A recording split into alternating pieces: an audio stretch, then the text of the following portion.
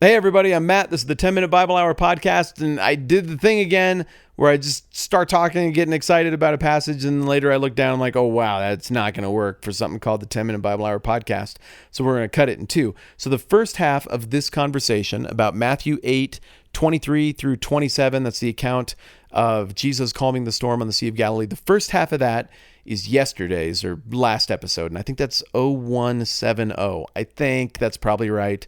So then this one would be 0171. You're definitely going to need the last one in order to make sense of this one, because we're going to pick it up abruptly right after the music that I'm going to play in 3, 2, 1 now.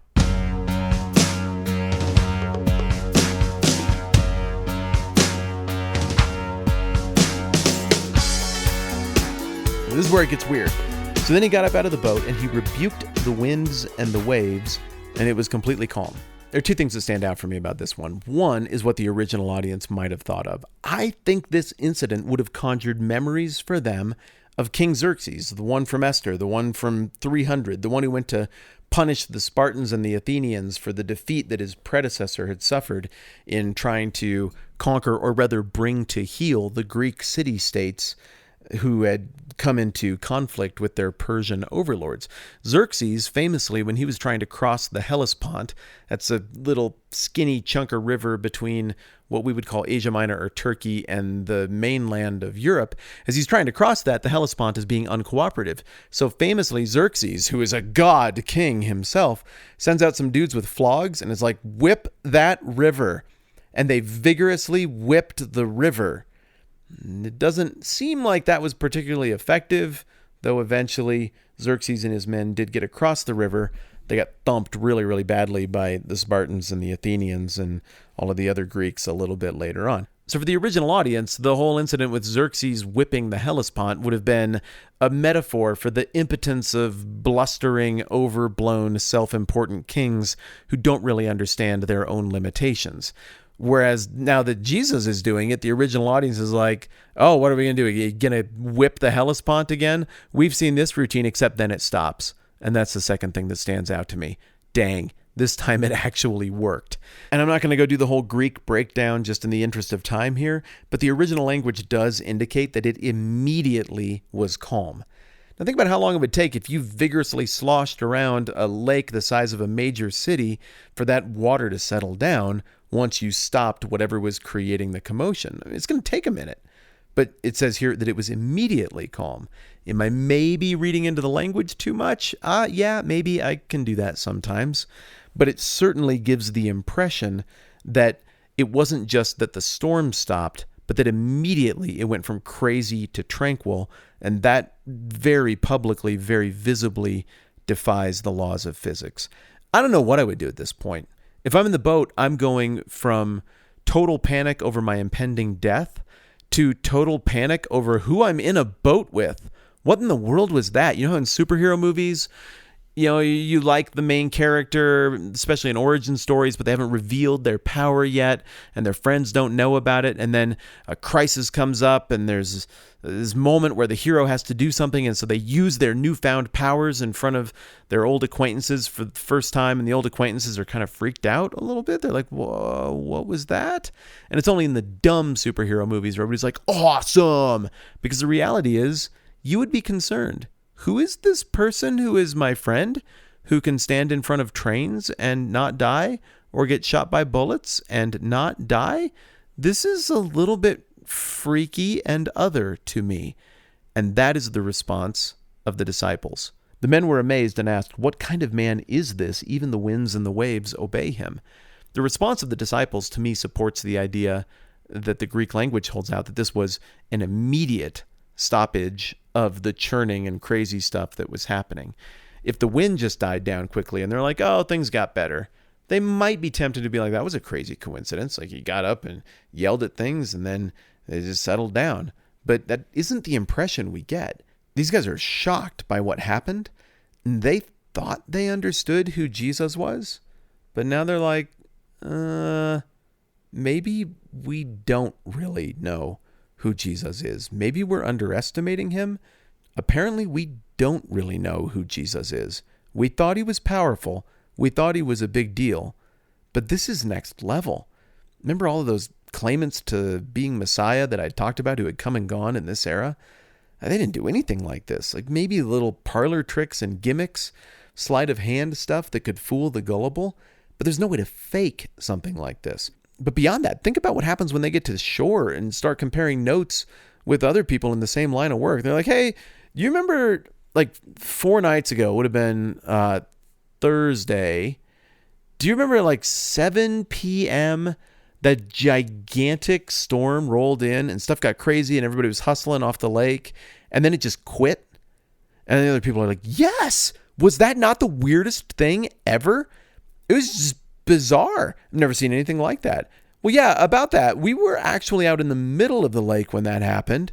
And, well, you know that guy we've been hanging around with? Yeah, I've seen the one who's got the hair and the dreamy eyes. Yeah, that's the one. So he just got up and barked at the storm and it quit. Just like that. That's what you saw, Kyle. I just think about comparing notes over that. This seems like kind of a private miracle, but I think there would have been a lot of secondary witnesses who would have had their minds blown by the thing as well. And that collective mind blowing that would have been experienced all at once by all the people on the Sea of Galilee, I think helps to explain why there's this gigantic regional reaction. Some freaked out like the disciples were at first, some really enthusiastic in regard to Jesus, because I think people saw this thing happen, and as word spread as to what the epicenter of this crazy freak event was, a whole lot of people who know how that lake works and who know how that lake does not work and have been looking at that their whole lives would have reacted viscerally and heavily in response to what they just saw go down and the rumors that were floating around about what that all meant. Speaking of what that all meant, what does this all mean to us? On the one hand, this is where typically with this passage, we got to do the thing where like we say Jesus can calm the storms in your life. And if you're sad or stressed out about things, Jesus is powerful enough to do something about it. And I think that's good and encouraging and therapeutic in a way. And I think Jesus is like that. But I'm not sure that's necessarily the point of the passage. I think the point of the passage is not so much to cozy up to Jesus and be like, wow, you really do help me feel better about my problems, which is great. But I think the point of this passage is to respond at this point in Matthew like the disciples did. What the heck is going on? Who the heck is this guy? What kind of authority are we actually talking about here? Like I thought I had a sense of how significant this character was because he made somebody's leprosy go away, like before people's eyes. He healed a guy from long distance just with the phrase. He gently put a hand on some lady and she was instantly healed of whatever sickness she had. Like I thought he was a big deal, but this is insane. It's like when you watch the old Star Wars movies and you see Luke struggle to use the Force to move a skinny little lightsaber like 4 feet from a snowbank into his hand. And you're like, oh, he did it. That's amazing. And then you go and watch some of like the Clone Wars cartoons and the prequel stuff. And you got Jedi who are moving like planets with their hands and things like that. Whoa, that's a completely different scale. I guess I need to rethink the amount of power that these characters have. And that's fun and science fiction and everything. But this, people were seeing it and they had to completely recalibrate their sense of the power and authority of Jesus. And the response is to say, he is other from us. He looks like us and he eats like us and he uses language like us and he takes naps in the boat like us. But that is not like us. That is just decidedly other and different and frankly better than us. So if at this point in the passage, the attentive reader is getting to a place of comfort and familiarity with Jesus. We're like, this guy's like my bro. He's like my partner in helping to solve the problems of me and the problems of the world. And if we partner together and work together with what I bring to the table and he brings to the table, we could do some really neat things that involve the kingdom. And that'll be awesome. Look, if that's the attitude that somebody's reading this and getting toward, this obliterates it. Also, he commands all of nature and is something to be feared. And I don't think that's such a bad thing. This is a demonstration of unbelievable power and authority. And those smaller demonstrations that we saw before demonstrate that he has authority over this limitation, this limitation, this limitation. But you remember one of the 5 big limitations we talked about was just the physical world and physics in general. And now we see that, no, he's not like us. He's other. And if he were like us, he wouldn't deserve all the things that he says he deserves in the Sermon on the Mount. To be treated as a king and unquestioningly authoritative, the ultimate judge of all things. Like, if he's just a good person, you cannot ascribe to him that stuff, because even a good person will abuse that power, will get those judgments wrong. You just can't treat a good person like a god, but you can treat a god like a god. And now these guys have seen firsthand something that they apparently couldn't even suspect about who he is and what kind of power and authority he wields. And that, I think, is the kind of stuff that the text intends for you to take from this passage. Awe. We've done the intimacy thing, seeing Jesus as a little baby, seeing him up close, seeing him be interested in people, but this is almost a preview of the transfiguration, where we see just this little glimmer of the amazing reservoir of unlimited power that he's actually drawing on. And I think the idea here, as we make our way across the lake and into the next anecdotes, is be impressed, be in awe. And if you were thinking that right posture before the king, falling at his feet, your king of everything, your will be done, your kingdom come, was maybe too much, maybe this passage is supposed to make it possible for you to say, oh, maybe assuming the right posture is the only thing that makes any sense at all.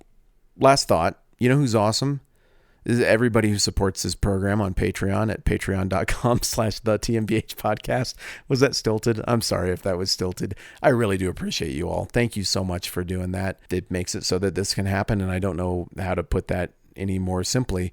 We get to do this. I get to do this thing that I love doing, even though I sometimes have to drag my computer and my microphone around with me to ridiculous places. I love doing it. I love doing this every day. And how do you say thank you to people enough for making it so that you get to do the stuff that you love? So thank you a ton. You know who else is awesome? All of you who do not support the program, because you don't have to. This is free, and it's always going to be free, and you don't have to kick in anything. I hope you enjoy it and have a blast. And anybody who makes the time to listen to this, to hang out with me and process this stuff together is a kindred spirit, and I appreciate you enormously. On that note, we're going to cash it in on Jesus calming the storm and shift our attention toward the next passage tomorrow. I'm Matt. This is the 10-Minute Bible Hour podcast. Let's do this again soon.